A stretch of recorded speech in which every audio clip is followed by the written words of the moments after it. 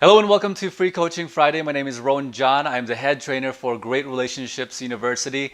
And Free Coaching Friday is where we answer any question you have pertaining interpersonal relationships and how to be a better communicator. Today we're going to talk about how to love and how to be loved. There's a word which goes around a lot, especially in the Great Relationships University, and the word is love. Now there are as many definitions of love as there are people you ask what love is. In other words, if you go up to as a lot of different people and ask them what they think love is, you will have as many different definitions of love as there are people. It means that every single person has a different definition of love. And so what is love actually? I'm going to talk about that today. I'm also going to make a distinction between conditional and unconditional love. In first Greek philosophies, love was divided into four different sorts of love. There was agape, which is unconditional love for mankind, eros, which is romantic sexual love, philia, which is love for your family, and storge is love you have for your friend. There's a fantastic definition of love, which you should apply in all of your relationships. It creates for a tremendous foundation for your love to begin with, and it'll reframe, it'll make you see relationships in a very, very different light and correct the practice, how you practice relationships. And here's that definition. Love is your wanting for your beloved's happiness, intrinsic to your happiness. Let me say that again, and I want to make it very clear. Love is your wanting, your real intrinsic desire, your desire for your beloved's happiness, as much happiness as you want for yourself. Let me ask you a question. How much happiness do you want for yourself?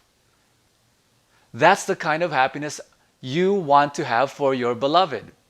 So let me ask you a question. How do you know whether or not you're loving your beloved?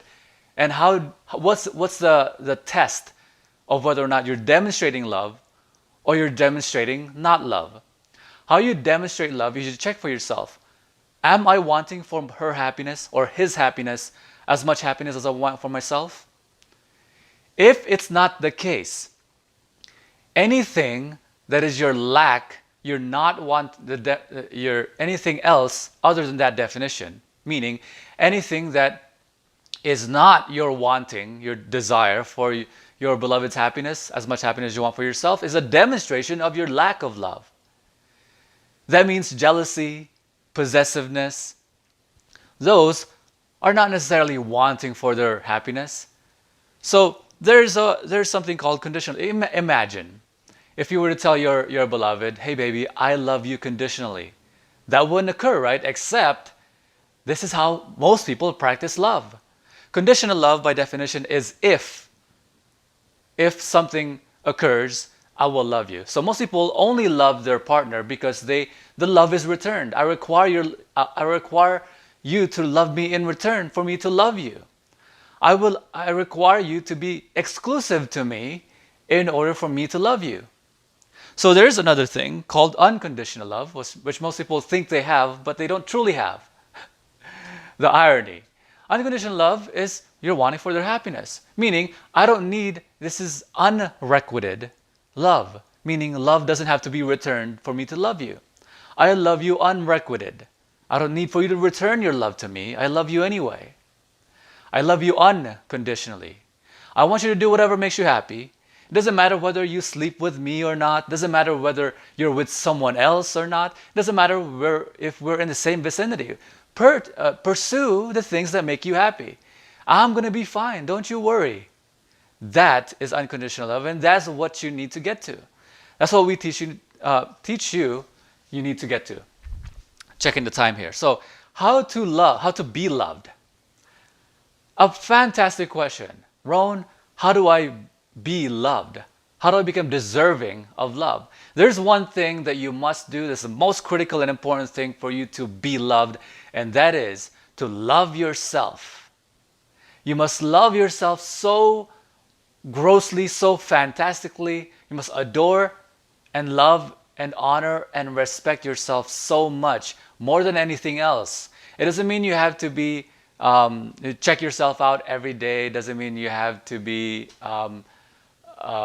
whatever the word is, you can come up for that. You must love yourself, and I'll tell you the psychology of that in a few seconds. Love yourself more than anything. Love and honor and respect yourself. In fact, and hold yourself in high regard and high esteem. Imagine, you must get to the point where you think to yourself, if I don't love me, how can I expect anybody else to love me? If I don't like me, how can I expect anybody else to like me? If I wouldn't go to bed with me, presuming I was the opposite sex or whatever the gender preference is, why would anyone sleep with me? If I would never be my best friend, how could anybody want to be my best friend? So the goal for you is to get yourself to the place where you love yourself. You honor and respect and hold yourself in high regard. And how you work towards that is you find out for yourself, why would I not be my friend? What is the thing stopping me from liking me and being my best friend and loving me? And fix that. Endeavor in your life is a worthwhile endeavor for you to do the things necessary for you to fix that. What is the psychology behind that? Let's say you find somebody who loves you more than you feel you love yourself. What you're going to do is you're going to do something called sabotage. You're going to sabotage our relationship. This is why most people that are in relationships where they really shouldn't be are in that relationship because they actually, I'm going to go back a few seconds. You're going to sabotage that relationship if the person loves you more than you feel you love yourself. Your brain is not something that goes on consciously, it's something that goes on unconsciously. You're going to say, your brain is going to tell itself, whoa, whoa, whoa, stop right there. This person is loving you more than you love yourself. This is too good to be true. And so you sabotage that relationship, you stay away, there's something off-putting about it just because they're loving you more than you love yourself. Let me ask you a question. Is it possible for anybody to love you more? Too much?